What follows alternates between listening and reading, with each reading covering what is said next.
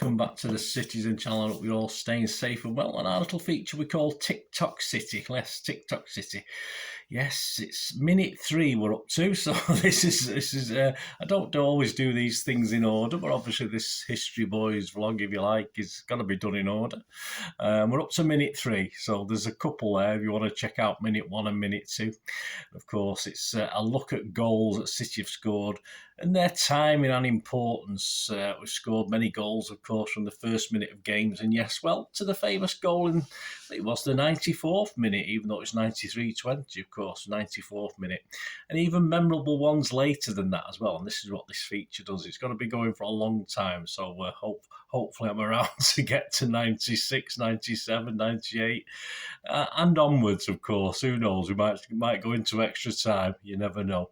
Anyway, so we'll look at goals, not always significant in themselves, but yeah, this is a little bit special actually today. This is definitely a special one we're going to look at. Please, if you are new to the channel, push that subscribe button, push the bell notifications. Great to have you on board. All things City, of course, past as this one, present and forever. And these will be going on forever as well, obviously. So please join me. Spread the word if you can. Push those buttons. And if you can press that little like button as well, that'd be great. And get about up to 20 likes for these City vlogs. I'll be very grateful. Of course I will. So you can give us that, just give us that thumbs up, guys. So this third minute, yes, not special in itself. It was a game had little riding on it. In all fairness, it was even though it was a game that put us through to a Wembley Cup final, but it was a second leg, and we'd already done the work in the first leg. But it was the first of 2 goals that came for a player who scored an hat-trick in the first leg as well, who in the very last few minutes of this game, it would change him from someone we called the Beast, to a bit of a pussycat, unfortunately, and he'd never ever score for City again after the couple he got in this game. Very disappointing, but more on that in a moment. And it was a game, of course, at West Ham at the old Billing ground on January the 21st, 2014. And the Beast in question was, of course, our number 9 at the time, Alvaro Negredo. Background to it, yeah, he'd signed for City, for Pellegrini's City, of course, before the start of the 2013-14 season. About 16.5 million quid plus change and at various add-ons. I'm not sure if the add-ons came into being because he only stayed with us the one season. He'd followed the signing a few weeks early of Jesus Navas, both from Sevilla in La Liga. We'll start the season on the bench. He scored his very first goal in his second game coming off the bench to score a late consolation goal then in a very disappointing defeat at Cardiff in late August, a 3-2 defeat. Although not a guaranteed starter with, of course, Sergio around, the main man, and the likes of Dzeko around. Although obviously Sergio's injuries would be, he'd get a few outings then, wouldn't he? He soon saw his goals tally mounting up, and the fans had their own shout for him that some people thought was booing. I think even a member of his family or a girlfriend or something, I remember at the time, asked why they were booing him. The Beast. It was just a shout. It was just obviously became very popular with the City fans very quickly. And it was he built up a great partnership, of course, with Sergio Aguero, even though it wasn't to last, obviously, beyond this season. And he did look a monster. He did look a monster at times. He scored 71 goals in 133 appearances in Spain over 3 seasons. Doesn't always translate to the English Premier League, of course, but he did. It did in this instance, certainly for a long, long time. He brought that prowess to him to the Premier League. He was big and strong. He was very good in the air. You know, us English fans were like a good header of a ball. And he was a great foil for Sergio as well, on and off the pitch, because, of course, he shared the same language, Spain and obviously Argentina and the Spanish, so they all share the same mother tongue. So I think he got on well on the pitch and off the pitch with Sergio Aguero.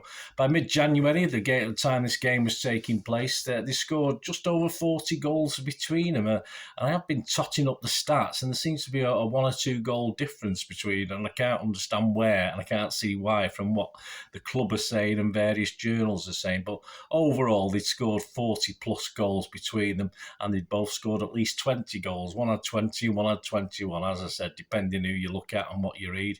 It varies. I've even looked at the programmes at the time, and even that's not clear in there who scored. It looks as though Negredo would scored about 21 goals up to that stage, up to this game against West Ham.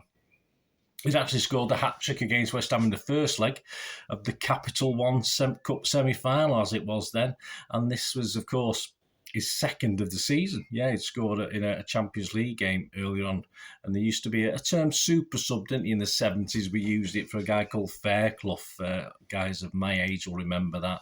And Negredo certainly was that, scoring 5 of his goals in 11 sub appearances as well.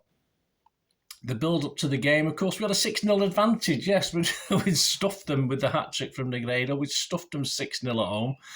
West Ham, basically, back at the Boleyn ground, had 2 hopes. It's a very old saying, so 2 hopes, Bob Hope and no hope.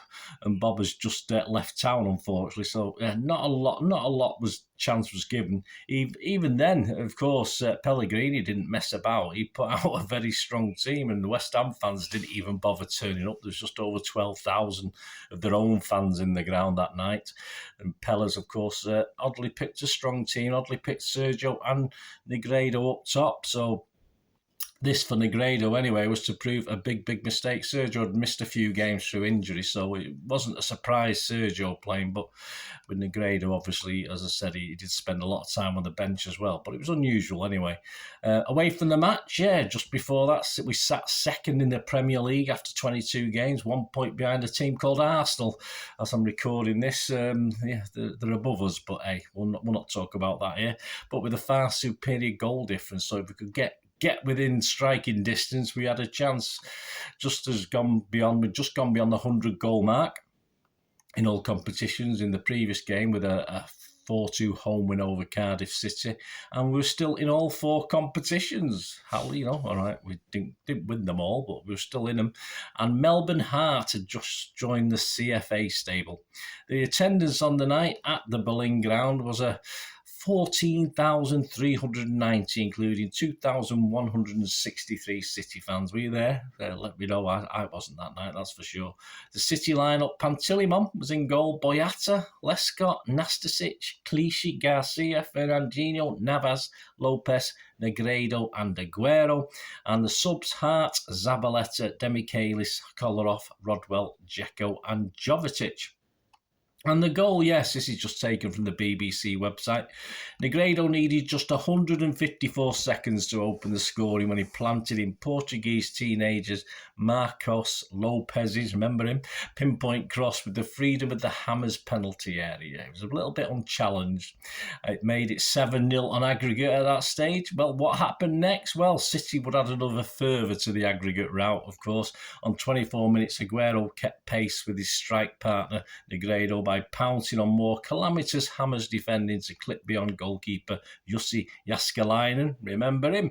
And on 59 minutes, Negredo was at it again after collecting a neat 1-2 from Aguero. Negredo surged through a pair of flimsy Hammers challenges, this is the BBC, to tuck past Jaskalainen for his second and City's third in a 3-0 rout. Well, 3-0 rout, 9-0 aggregate rout, that was the thing. And City were in the first League Cup final for 38 years. Happy days. As the game fizzled out, though, it was all to go wrong for our Alvaro Negredo, very innocuously as well. In the dying moments, he chased the ball into the corner and was barged over, injuring his shoulder. Very few would realise this seemingly innocuous injury will be a beginning of the end of the beast of Negredo's time with City, and his goal scoring will also come to an abrupt halt. That was it. He'd scored his last goal for City. At the time, Pella said of the injury, Alvaro Negredo has a problem with his shoulder. He has a pain at the moment and we'll see if it's serious on Wednesday. The aftermath, well, Negredo himself spoke of the moment and the effects. He said, I suffered the shoulder injury and everything changed. He said, it was difficult for me to be back to my best shape again because I was playing with a lot of pain. I had to play with a bandage. And for as a player who likes contact, likes to collide, not being able to use the right side was complicated.